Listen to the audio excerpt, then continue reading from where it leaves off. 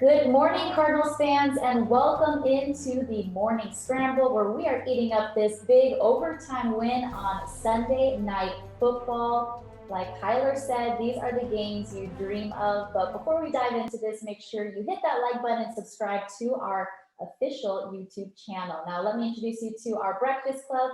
I'm Lisa Matthews, Kyle Odegaard here, Jody Jackson, and Felipe Corral. Hope you guys got some sleep because it was a late one last night. A crazy one, of course, anytime we face the Seahawks. And guys, let's get right into the main dish. The Cardinals get the win 37-34 was the final in overtime. And like I said, it was a wild one. The Seahawks lost their first game of the season. The Cardinals finally get a win at State Farm Stadium. Yeah, and I thought, Kyler Murray called it a dream to be in it. It was a nightmare start for the Cardinals, and it seemed like, is this team going to get blown out at home? I thought it was just incredible resilience by the entire team, a team that's still young, that hasn't won a bunch together, and they really stuck together and said, okay, we're in this for the long haul. We know we have talent on this team, and we can come back. And I thought that was the big thing, just the resolve of the Cardinals and just believing that they could stick with the Seahawks throughout. And obviously so many different players made plays in this one, but it just feels like a true arrival game for this team where they're not just a nice little story anymore. They're truly a playoff contender. Yeah, I kind of tweeted out after the, sorry, Lisa, go ahead. No, you're good. I was going to say, just give the respect now. Yeah, I mean, I tweeted after the game that I feel like they turned a corner. And then I tweeted also that I felt like they were a contender for the division crown. And I got a little heat on that because, a lot of people were like, well, Russell Wilson isn't going to throw 3 picks very often, if ever. He came into the game with 3. He had 3 yesterday. So, I get that. But when you look at what I was saying, it was about, like you said, Kyle, arriving, showing that, look, and Cliff Kingsbury talked about it after the game. They don't have the type of experience in big games like Pete Carroll and Russell Wilson. But that was a great start last night. And they were under pressure the entire time, coming back down 10 with 3 minutes left, I think it was. Mm-hmm. I mean, I'm sitting there thinking, I was nervous for them because just the fact that so many things can happen with the clock and, you have to make plays, you had to stop them. I kind of laughed because there was the how it's going or how it started, how it's going with the Buddha and DK Metcalf. But here's one for you guys. Tell me if you like it. How it started was Russell Wilson just knifing through the defense. And then how it was going was him on the ground in overtime, which you never see that guy on the ground. So just a great morning. And, I got my coffee, got the Cardinals coffee cup back here on the morning scramble. Lisa got it because I needed it too. I couldn't go to sleep either like you guys. I was a little bit amped up. Felipe, what about you? What did you take away from this one mostly? See, I was pretty hyped because coming into this game, there was all this talk on social media about let Russ cook, and you started seeing it in that one of his last offensive drives where, people started saying, "Oh, Russ has the ball back, he's gonna win the game," and you mentioned the 3 interceptions, so it's pretty rare. I mean, when you think about it, when's the last time you hear about Russell Wilson throwing 3 interceptions on a primetime game?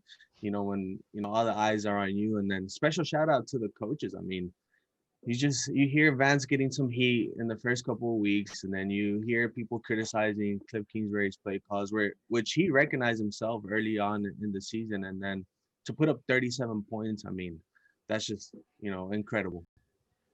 38 last week, 37 this week. There were so many moments to relive in this one again in primetime football. So it is time for That's My Jam. Kyle, you're leading off. What you got? The jam for me was early on when the Cardinals were down 10-0 and Kyler Murray found DeAndre Hopkins for that 35-yard touchdown, which really felt like, okay, this is going to actually be a game. It wasn't just a Seahawks blowout from start to finish. The Cardinals really answered back. And that play was really interesting to me because it looked like the Cardinals weren't set and ready for that snap, but I think that may have been planned. And we'll talk to Cliff Kingsbury and try to get to the bottom of that. But you've seen that play in college before where the players are looking to the sideline, pretending like they're getting orders from the coaches, and then they're all ready to go when the ball is snapped. And that might have been a little bit of trickery from Cliff Kingsbury And if so, it worked great because DeAndre Hopkins got one-on-one coverage, and everybody saw the picture of Kyler Murray smiling during the pass. He was ready to throw it to DeAndre Hopkins. He liked that matchup. He didn't even have his fingers on the laces when he threw it, but it was a great throw, and DeAndre Hopkins did the rest. So I thought that was a great play, and just the showing that the Cardinals offense is here to stay, and they're going to be able to go, first down for first down, touchdown for touchdown against the Seahawks. Jody, what was yours?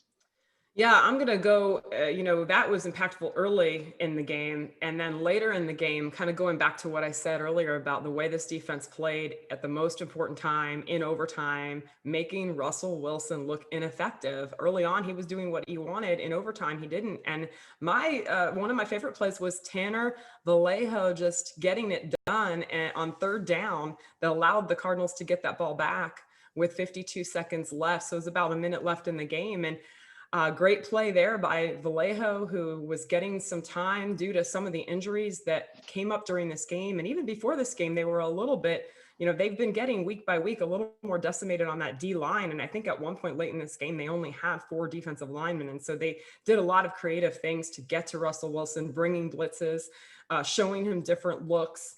And we saw on another play, Murphy and Budda Baker coming at him, and Murphy got home and was able to get Wilson on the ground. So, Vallejo making a big play there, and they needed it. And again, just Vance Joseph using a lot of different personnel in the most important part of that game, and those guys stepping up and executing that plan. So I thought that was beautiful to see. How about you, Felipe? Jody, just to touch on, your point a little bit more, think about this defense that was without, at one point, Jordan Hicks, Jordan Phillips, Zach Allen, and a couple others. So the fact that they were able to make Russ look the way he looked last night is pretty impressive. That's amazing coaching on part of Joseph once again. But my main dish is that Christian Kirk touchdown to, tighten up the score, make it 34-31, give Arizona a chance to eventually get that third down stop that you mentioned. And Christian Kirk, everybody's sleeping on this guy. I mean, 4 touchdowns in these past 2 games, and it was an amazing effort to stretch out like that. And I can't say enough about that chemistry between guys like Chase Edmonds, Christian Kirk, and Kyler Murray. They're pretty good friends off the field. So he's a Arizona guy. I saw him play in high school. You followed him when he was at A&M. So it's just great to see someone like Christian Kirk playing the way he's been playing. Felipe, how many fantasy points did he have? To put up over 20, right? Oh, of course. I mean, depending on your league, obviously everything's different. He could have had at least 24 to 28 fantasy points for you. And he was one of my most important waiver wire picks when I talk to people about fantasy, just because that chemistry between Christian Kirk and Kyler Murray. I mean, they lived in the same apartment complex together. Yeah, we're definitely starting to see that come together. Like you said, back-to-back games with 2 touchdowns is huge. Great to see him come to life here. Now, my jam in this game, you guys, I was acting foolish yesterday. Kyle can attest to this. I was not in the press box. I probably looked like I was in like the third row, jumping up and down. When this play happened, it was like that, that Bruce Arians gif where he just like moves his head really fast, like, what just happened? Simmons, interception. It's an overtime. A minute 4 left, coming off that Gonzalez missed field goal, of course. And the Seahawks are marching down. It looks like, okay, this is the end. This is how it's going to end for us. The fact that he picked that off, he was at the right place at the right time, but he dropped back. So he knew what was coming there. It was intended for Lockett. Okay, all day, what did we see? Lockett go off. For him to come up with this interception in the fashion that it came during that time in overtime, I mean, it was just huge. And I think it's going to be huge for his confidence. We keep hearing, what about Isaiah Simmons? What's going to happen with him? When is he going to get more playing time? I think he had, 5+ defensive snaps. I have to look back on that. But the Rook stepped up big in prime time, proving why the Cardinals, just the versatility that he can bring on the field and the presence that he can have when given the opportunity, he stepped up I think it's going to be a huge confidence booster for him. And again, I was jumping up and down during that. I couldn't believe what I just saw. Of course, it was just like we thought, Isaiah Simmons with the pick. But yeah, I just think it's great for him, the confidence that he needs going forward. And I'm sure he is pretty excited about that, which leads us into our player of the games, our rise and shine. Kyle, I was going to call you Buddha, the guy you're picking. I'm sorry to ruin that for you, but Yeah, tell us why you're picking Buddha. there goes all my fun. I'm sorry. Buda Baker is my pick, and I mean, he just had another great game. Everybody is going to talk about and remember DK Metcalf tracking him down and not getting the pick six. And Buda, it's going to take him a little while to live that down, I'm sure.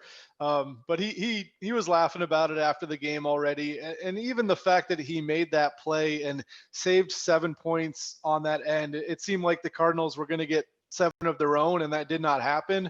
But if you look at it, if the Seahawks got that touchdown, maybe we're looking at a different type of game. So Buda, recognizing what was coming, he said that wasn't even his guy on the play. It was just kind of an instinctual to go over there and make that pick.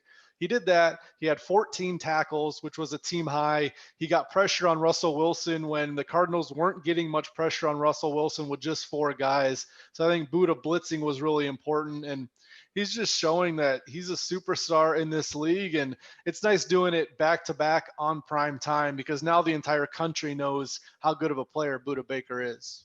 How about you, Jody?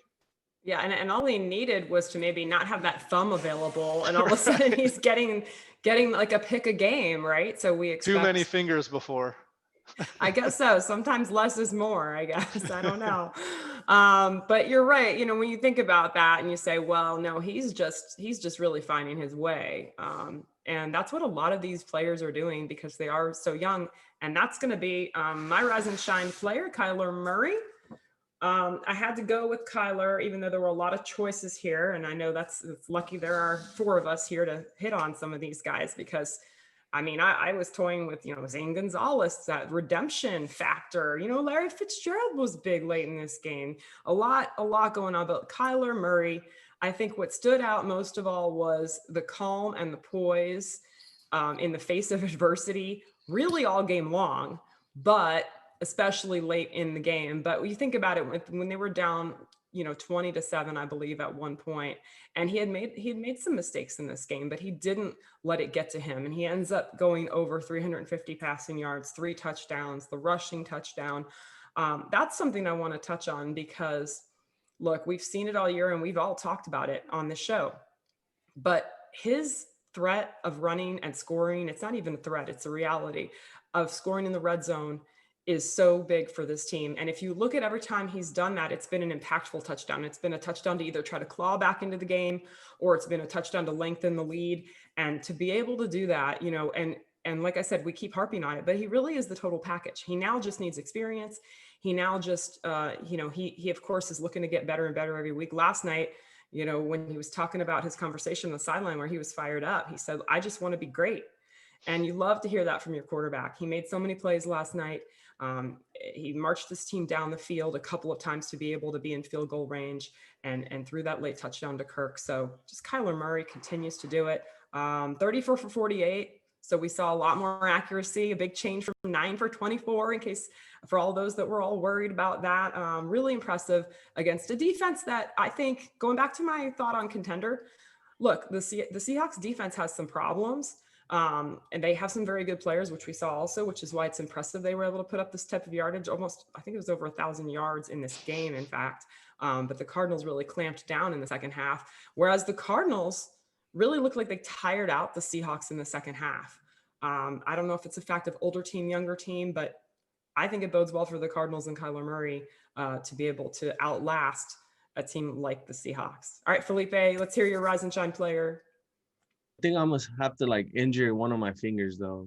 I mean, just seeing how Buda Baker's playing. I mean, if my pinky goes down and I see my production level go up, I mean, that's all good. I mean, I don't know. That's the risk reward. I don't know if the reward is better than the risk on that one. Please don't break your pinky on purpose. Yeah. That'd be a Do it on air, please. That'd be a good time. Also, I want to see a gift from Lisa, like the BA one. I think you should kind of like reinvent Oh it, yeah. make it your own. That was pretty interesting, you know. But Be better with the hair. Trust me, you know, I mean, the Yeah. BA didn't have that going for him. So especially in slow motion with like some wind just coming through the hair type of thing. It'd be interesting to see. But my guy Chase Edmonds, you know, we harp on it. Cliff Kingsbury harps on him. Just how he's able to take advantage of the opportunities that are presented to him. And you know, he mentioned it in his presser how he's always prepared for it. He worked his tail off in the offseason with guys like Christian Kirk and Trent Sherfield. So always be prepared when his name is called. And he definitely performed. And I think he kind of got lost within all the action, all the Kyler Murray, DeAndre Hopkins. But if you think about it, if it wasn't for his run, I don't think Zane Gonzalez would have had, you know, that 40-yard cushion to make his field goal to win the game, I believe. So, you know, he had over 120 yards line from the line of scrimmage. You know, prayers up to Kenyon Drake. You know, it's always sad to see someone of his talent go down. But when you have Chase Edmonds, who's arguably one of the best backup running backs in the NFL, Cliff Kingsbury said he could be an RB1 in any offense in the NFL. So just to have a guy like Chase Edmonds always makes life easier for guys like Kyler Murray and Cliff Kingsbury. So my player is Chase Edmonds, but I want to give a quick shout out to Patrick Peterson, who held DK Metcalf to one reception. He shadowed him on like 42 or 49 routes, and he held him to one catch. I mean, on prime time, you talk about the type of like big players perform, you know, incredibly on the biggest of stages, and I think Patrick Peterson is a good resemblance of that. So that's two Rise and Shine players for you. It's too many, Lisa. I'm Breaking sorry. the rules over I here. know. What You is pressure me. this? You pressure me. Man. We I'll only pick have one 4 guy, and gaming I'm just like, balls, how do you okay? expect me to pick one guy when you have Zay? I could have picked Zane Gonzalez. I could have picked Patrick Peterson. I mean, so many guys. It's the pressure. I cannot. Sometimes I can't handle it. Hey, that's the beauty of this game. So many guys stepped up. And for me, the guy that Rise and Shine to in yesterday's game for me was Reddick. I mean, he was all over the field, back-to-back impressive games for him. He just looks so much at home, coming off the edge. You know, we did the experiment with inside linebacker, finally putting him back home where he belongs. And it looks like he's not thinking anymore. He's just eyes are on the quarterback, get the pressures, get to him. I believe he had 11 tackles, of course, that one sack in overtime, which was huge. So it's great to see him be able to flourish. And hey, they need all the help right now. Of course, the Cardinals made the trade for Marcus Golden. Marcus Golden is back. But, you know, just to have the collective effort, especially getting to a guy, like we said, like Russell Wilson. He did not let him cook in that overtime in that fourth quarter. And just great to see him be able to step into where he belongs, honestly. And great on Vance Joseph to be able to recognize that, you know, see what, you know, not let this talent be wasted. And good on Reddick. I mean, he is a guy that, despite, you know, everything that he's gone through, he puts his head down and he works hard wherever they want to put him. Okay, coach. He nods and he puts the work in. And now to see him finally come to form and it's working out for him off the edge. Great to see, and hopefully something that we see going forward here, as you know, they still need to replace, they can't, Chandler Jones. So a lot of guys stepping up to make it happen here. All right, guys. Felipe, with all 10 fingers, he's going to bring home the bacon here. I like my bacon crispy too, but you know, heading into this game, you see on social media everybody talking about y'all haven't beat anybody, you beat the Jets, you beat, you know, the Washington football team, and we circled this specific game on our calendar. And I mean, luckily for us, it got flexed to Sunday Night Football. But just the performance on the national stage for guys like Kyler Murray, I mentioned it, Patrick Peterson, this entire defense that forced 3 interceptions, to perform the way they did on Sunday Night Football in prime time when everybody's talking about, oh, you guys haven't beaten anybody, and you see guys on, you know, ESPN. I saw Max Kellerman still kind of doubting us. You know, Stephen A. Smith calling out Cliff Kingsbury's hire, things like that. Everything's kind of like coming full circle. Now you see the credit coming through the Arizona Cardinals. Now you see they're competing in this the toughest division in the NFL with, you see the Seattle Seahawks, Rams, 49ers, and we're at the top of that division. We're, in the discussion for one of the top teams in the NFC, in my opinion. So it's just good to wake up and be like, mic drop. We in here. We're in prime time. We're a primetime team. We're contenders in the NFL and the NFC. Put some respect on our name. Exactly. Mic drop. And now they get to relish in this big win all week long. It's the bye week, of course, perfect timing, kind of smack dab in the schedule for them before they head into the rest of the season. And guys, so much coming your way content-wise. It's no bye week for us, okay? On YouTube, there's going to be Wired Hopkins. Budo was wired as well, mic'd up during this win. So be sure you hit that like button and subscribe to our channel. Lots of great content coming your way. And guys, I'll miss you next week. We won't be back on the morning scramble until after that Dolphins game. Will you guys just get on Zoom with me and drink some coffee and have some breakfast? We can watch Felipe break his thumb. If you buy it, Jody, I'll more than gladly jump on a Zoom call if I get like a $10 card from Starbucks or something like that. Send some donuts to everybody's door. That would be pretty sweet. There you go. That's Victory Monday for me. Donuts, coffee, done.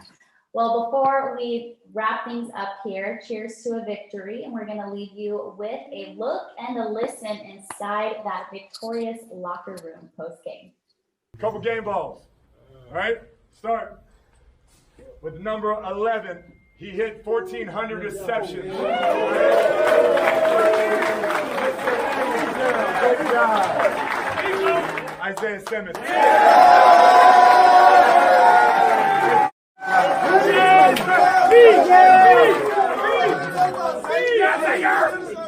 David Gonzalez.